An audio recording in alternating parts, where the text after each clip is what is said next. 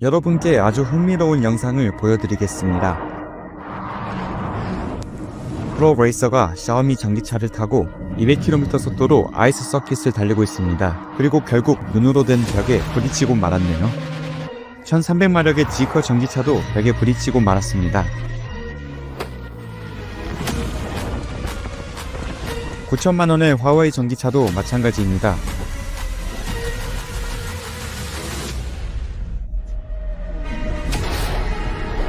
프로레이서는 급한 나머지 허공을 잡기도 합니다. 박스형 SUV는 속도를 못 이긴 나머지 회전하면서 결승선에 통과하고 있습니다. 여기는 노르웨이입니다. 많은 북미 자동차 업체들이 겨울 주행 테스트를 자주 하는 곳이죠. 그리고 중국 최대 자동차 매체 중 하나인 디컬에서 중국 및 해외 신에너지 차를 몇십 대 준비해 테스트를 진행했습니다. 중국차 브랜드는 샤오미, BYD, 아이토, 리오토, 지커 등 수많은 핫한 브랜드 차량을 가져왔는데요. 이 신에너지 차량들은 여기 북유럽에서 지옥에 가까운 생존 대결을 펼치게 될 겁니다. 바로 글로벌 톱급 랠리 경주 대결을 펼치는 거죠.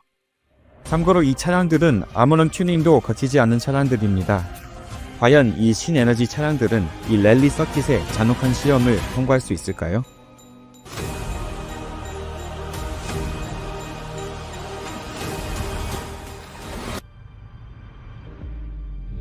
세계 최초로 중국 차량들이 WRC 공식 서킷에 모여서 간혹한 대결을 펼치게 됐습니다. 서킷의 거리는 총 11.8km이며 난이도는 상당히 높고 차량에겐 아주 극한 도전이 될 겁니다. 바로 여기서 시작하게 되며 많은 급커브를 지나가게 됩니다. 그리고 바로 눈으로 파악하기 힘든 코너를 마주치게 되죠. 연속으로 이루어지는 S커브길도 있습니다. 가속과 제동이 적절히 이루어지지 않으면 중심이 흐트러져 큰 사고로 이어질 수 있습니다. 또한 차량의 셰시가 제대로 지탱하지 못하고 스티어링 휠 성능도 따라와주지 않는다면 바로 벽에 충돌해 서킷 밖으로 나가버릴 수도 있습니다.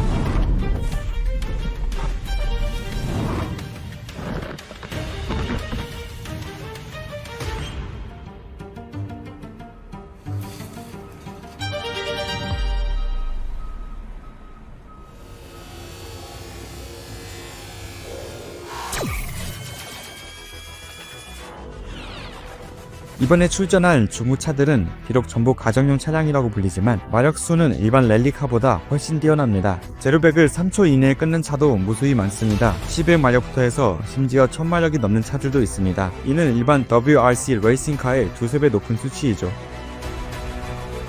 이런 괴물들을 제대로 몰려면 뛰어난 레이서가 필요한 법이죠. 따라서 WRC 랠리 1팀의 두 선수를 모셔왔습니다.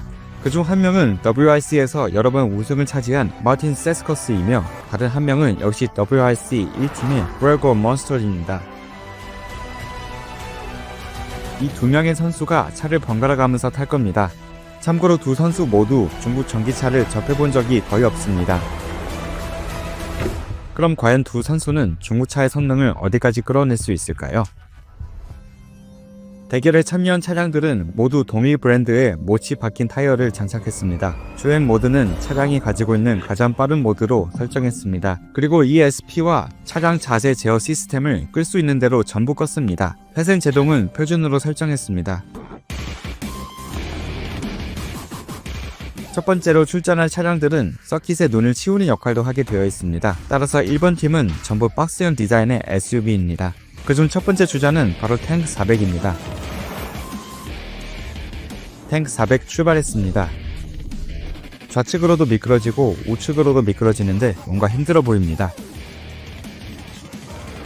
You could feel the power of the car, which was really nice.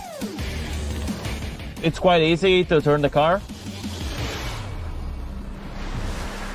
Maybe the thing I didn't like is that when you're going faster, the car gets a bit nervous. 탱크 400은 7분 38초 4로 결승선을 통과했습니다. BYD 황청바오 바로 출발합니다. 하지만 차체가 계속 심하게 흔들리는 모습이 보입니다. 최종 7분 42초 8로 통과했습니다. 이는 탱크 400보다 몇 초 느린 성적인데요. 이번엔 드라이버를 바꿔서 다시 주행해 보도록 하겠습니다. 과연 두 번째 도전에서는 더 좋은 성적을 보일 수 있을까요?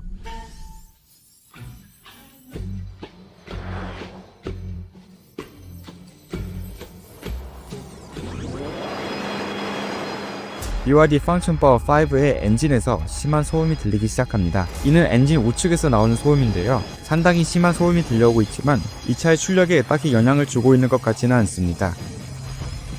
두 번째 도전에서는 10초 더 빠른 성적으로 완주했습니다. 하바 멍롱은 박스형 SUV 중 유일하게 출력이 약해진 차량입니다. 심지어 운전할수록 출력이 떨어져서 결국 가장 느리게 완주한 차량이 되고 말았는데요. It's quite bad. When you exit the corner and you go on throttle, like almost nothing is happening. Not going forward at all. 중국 장안의 디펄 G318은 아주 좋은 성적을 보였는데요. 최종 7분 32초 5로 완주했습니다. 바스형 차들의 성적은 그냥 일반적이었습니다. 그냥 마력수 1티어인 차들은 과연 어떤 성적을 보일까요? 참고로 이 차들의 가속력은 부가티와 페라리보다 더 빠릅니다.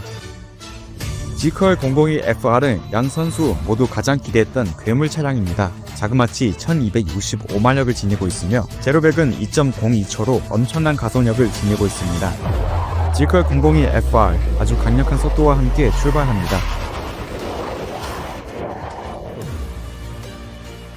단순 출력만 봐선 당연히 이 차가 1등할 것 같습니다.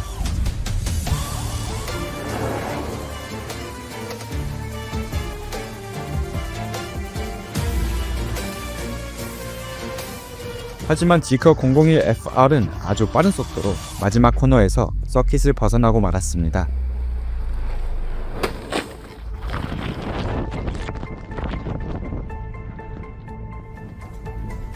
결국 001FR은 후진을 해서 서킷에 복귀했으며 이로 인해 상당히 많은 시간이 낭비됐습니다.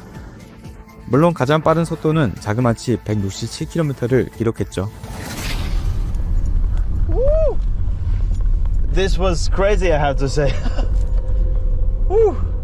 I wouldn't say that this is the perfect car. It's a bit too powerful and the braking is not really there. 이번엔 두 번째 레이서가 운전할 차례입니다. 첫 번째 선수로부터 마지막 코너를 조심하라고 피드백을 받은 상태인데요.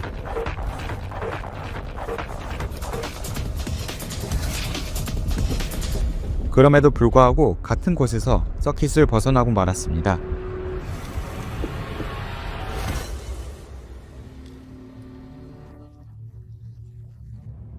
두 영상을 같이 보면 알 수 있듯이 두 레이서 모두 아주 무자비한 속도로 눈으로 만들어진 기둥에 충돌하고 말았죠. 그리고 두 레이서 모두 동일한 말을 했습니다. Just the braking, it's a bit scary. That's the minus point of the car. Basically, we have to be careful. 지커 002FR은 하이퍼카급의 출력을 가지고 있습니다. 따라서 가속력은 호랑이처럼 빠르지만 제동력은 그저 고양이 수준이었네요. 결국 지커 001FR의 성적은 D8 G318보다 더 느렸습니다. 화웨이 자율주행 시스템을 탑재한 두 차의 대결을 시작합니다. 바로 아바타 1, 2와 스텔라토 S9인데요. 참고로 S9은 고급차라곤 만들어본 적도 없는 붓기에서 제조해서 그런지 모르지만 저속 커브길에서 너무나 심각한 미끄러짐이 발생했습니다.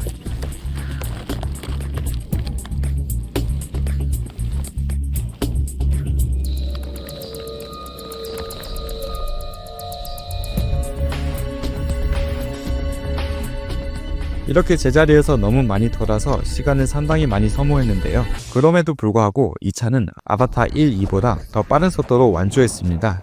This is the steering wheel. It's really hard to control the car. The comfort is the worst of the cars we have driven so far. Often I have a bit of understeer, then the other time I have oversteer. So it's really difficult to predict what the car is gonna do.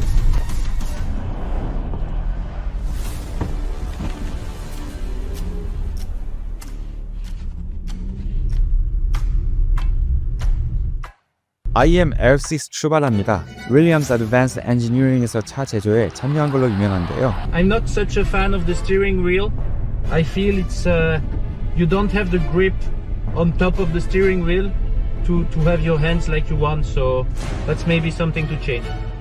Sometimes you turn and then you know you cannot find the steering.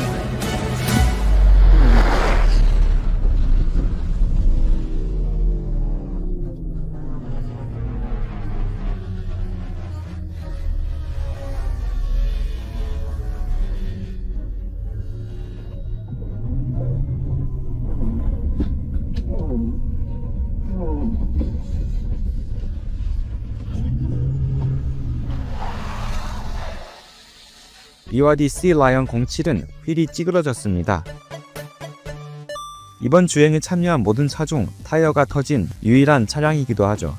충격은 강한데 서스펜션이 못 버티다 보니 그 힘이 전부 휠과 타이어로 전달된 것 같습니다.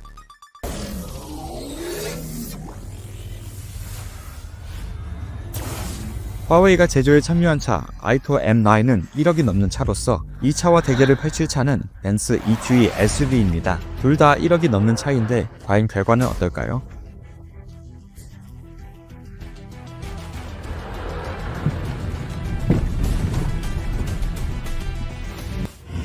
당연한 결과일지도 모르지만 벤츠 EQE SUV가 더 빨리 완주했습니다.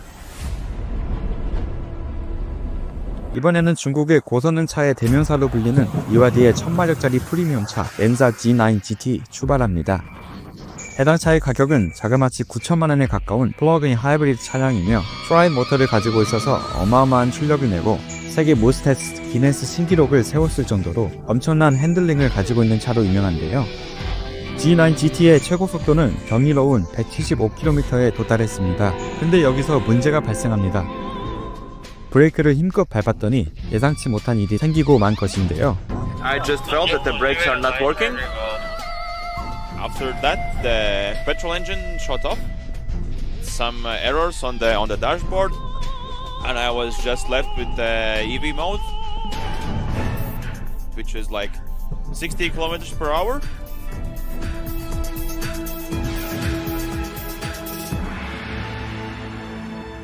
결국 G9 GT는 8분 45초라는 초라한 성적으로 완주하고 말았습니다. 계기판에는 여전히 각종 에러 표시가 떠있고 ESP 또한 경고 표시가 나타났습니다. 차량을 창고에 계속 두었지만 에러는 사라지지 않았습니다. 결국 BYD 덴자 G9 GT는 출력 제한과 제동 시스템의 고장으로 인해 두 번째 도전을 못하게 되었습니다. 이번에는 전기차 끝판왕이 차례입니다. 바로 테슬라 모델 3 플라드입니다.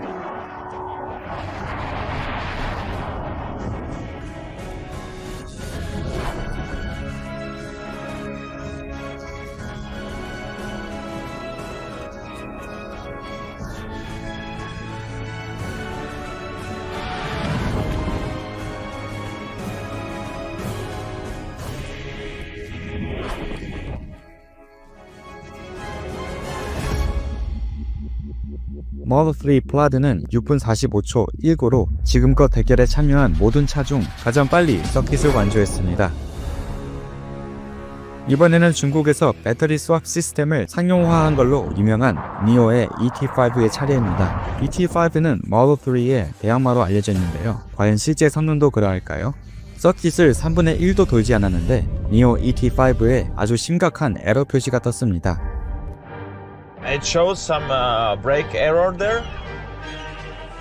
제동 페달을 고작 2번 밟았는데 차는 더 이상 제동하지 못하게 되었습니다. 그리고 바로 이어서 두 번째 에러가 떴는데요. 브레이크를 2번 힘껏 밟았는데 에러가 연달아 2개 나타난 후 ET5는 제동력이 완전히 사라져 버렸습니다. Two times when I had to push the brake, it was nothing. It was a bit scary, to be honest.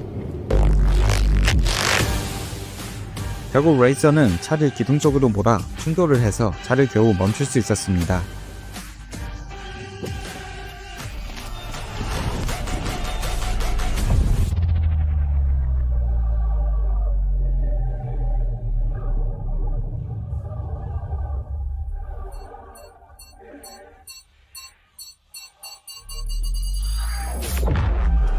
이번엔 샤오미의 첫 번째 전기차인 SU7 차례입니다. 샤오미는 초반부터 아주 빠른 속도로 가속했으며 첫 번째 코너를 진입하기 전에 속도를 줄이려고 했으나 제동력이 충분하지 않아 결국 벽에 충돌하고 말았습니다.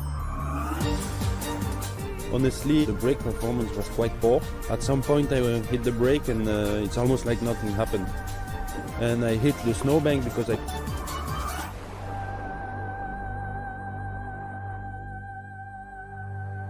물론 샤오미 SU7은 다른 레이서가 운전할 때는 아무런 문제 없이 완주할 수 있었으며 최종 6분 43초 71로 통과했는데요. 이는 테슬라 모델3 플라이드보다 더 빠른 성적이었습니다. 중국 신에너지 차량들의 눈길 랠리 도전 재미있게 보셨나요? 중국은 정말 수많은 전기차 및 플러그인 하이브리드 차량이 있어서 모든 차량을 다 테스트하지는 못했지만 그래도 중국 차들의 성능을 어느 정도 알 수 있었던 계기가 된 것 같은데요. 만일 영상의 풀버전을 보고 싶으면 영상 설명란에 첨부된 링크에 들어가시면 볼 수 있으며 마지막으로 해당 영상을 본 중국인들의 반응을 보도록 하겠습니다. BYD 품질은 그냥 전부 쓰레기이네. IM 차는 이제 아무도 안 살 듯. 전문 레이서조차 포기했는데 일반 성민이 없고 디자이너가 지능이 딸리는 듯. BYD 차들은 왜 전부 문제가 많은 거임? BYD는 원가 절감을 진짜 독하게 하고 부품을 대량으로 자체 생산함. 따라서 일반적인 상황에서는 문제없지만 이렇게 극한 상황에서는 문제가 드러나는 거지. 전기차는 그냥 테슬라만 타야 됨. 나머지는 모두 쓰레기. 중국 전기차들은 단순 수치만 추구할 뿐 정작 가장 중요한 제동력은 손도 못 봄. 벤츠와 화웨이 아이토의 갭 차이 좀 봐라. 저 따위로 만들어놓고 화웨이는 맨날 자기가 세계 최강이라고 허풍을 쳐대네.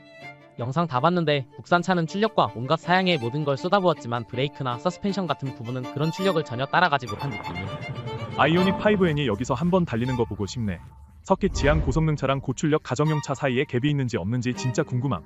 테슬라를 포함해 수많은 고성능 전기차를 가져왔지만 아이오닉 5N은 왜 안 가져왔는지 알아? 아이오닉 5N을 가져오면 모든 차의 성적을 그냥 전부 발라버릴 수 있다는 걸 알기 때문이야.